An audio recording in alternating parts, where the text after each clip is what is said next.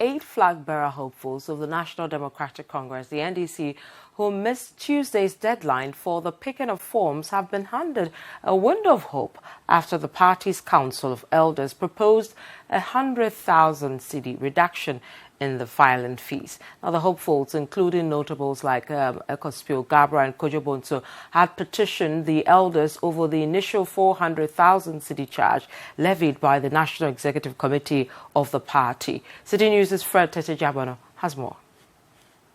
The Council of Elders of the party today met with the Functional Executive Committee of the party. The Functional Executive Committee of the party consists of the General Secretary, the Chairman, the National Organizer, the Youth Organizer, and their deputies. This meeting came up as a result of a petition by 9 presidential aspirants who petitioned the National Council of Elders over the 420,000 fees set by the National Executive Council of the party for people who intend to contest as flag bearer of the party.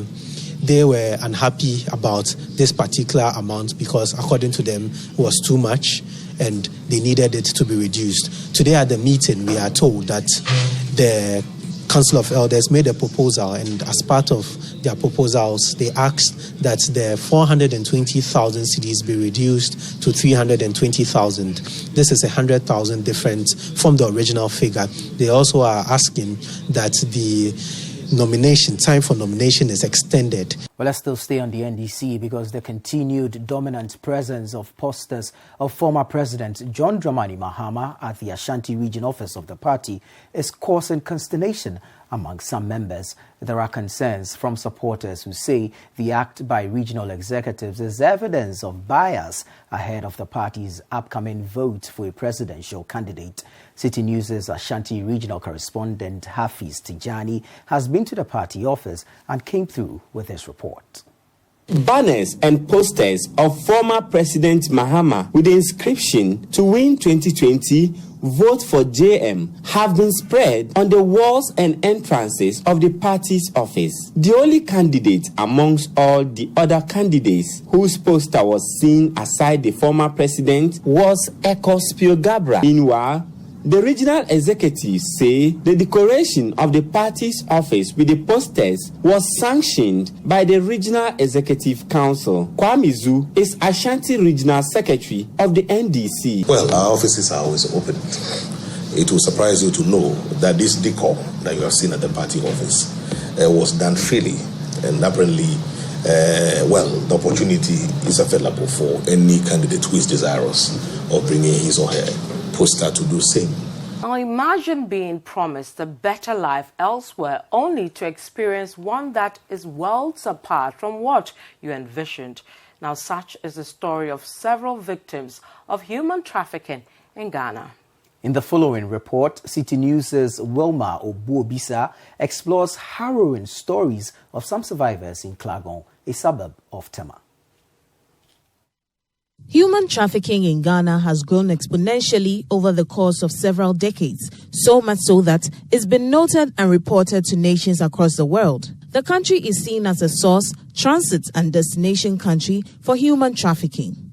According to the United States Department of State, which has created a watch list to monitor trafficking in Ghana, the exploitation of Ghanaians, particularly children within the country, is more prevalent than the transnational trafficking of foreign nationals. My name is Wilma Obuobisa, and in this report, I bring you chilling stories of Ghanaian women who were trafficked and sold into slavery in Arab countries. At 24, Helen was promised a better life in Saudi Arabia.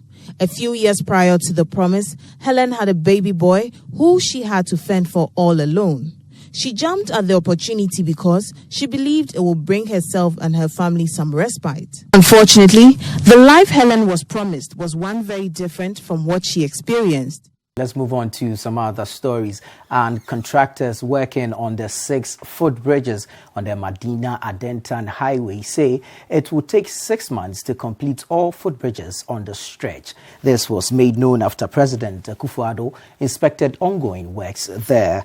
The construction of the bridges, which is expected to cost 5 million Ghana cedis, has become necessary following a civil revolt by residents of Adenta who say the non-availability of the footbridges has led to the death of many people. So these are basically the works that we are doing at all the time. Before the contractors finish the segregation completely, we are putting these interventions, also doing road line markings so that the vehicles will stop to allow the pedestrians to move to avoid any accident. Road signs. Road signs. Yeah, the road signs, the road line markings and the road signage. We are putting them there. We are preparing them to put them there. Yeah. So these are some of the works. Let's move on to some other stories. And in 10 days, aggrieved beneficiaries of the Youth in Afforestation program will receive at least 2 months of their 4-month locked-up allowance arrears. This is the assurance coming in from the employers. That's the Forestry Commission. This declaration might, however, not calm the tempers of the beneficiaries who are planning to hit the streets and protest over similar failed promises at the blast. Ni Ama has more. These beneficiaries are stationed at the Achimota Eco Park in the Achimota Forest. They have been posted here for the past 8 months now, but have been paid for only 4 months. Since July, they have slaved under the hot sun, planting and watering, but going home with nothing in their pockets. A field assistant among the workers, Nathaniel Quay, believes a stronger message demanding their allowances must be sent to the Forestry Commission. We have been paid for June, July, August, September, October, and November. We have not been paid by now. And our grievances is the work is ongoing, but the pay is delaying, and we all need money to celebrate the Xmas. This is our work. If you're a young boy doing this, we don't have a future. This is not a work. This is not a work. If you're a young boy here and you want to marry, how can you make a family with this? In all these, the Forestry Commission said it has not relented in working towards the payment of their arrears. Its Corporate Affairs and Media Relations Manager, Joyce Ofoyi-Kwafo, has announced that the release of their monies will happen sooner than later. As I'm speaking with you, we owe 4 months in arrears of the allowances. So it is true that we have not paid them for the past 4 months. But then the sweetest thing is, or the good news is that money has been released. We've received some funds for the payment of salaries. So in the next few days, monies will hit the accounts.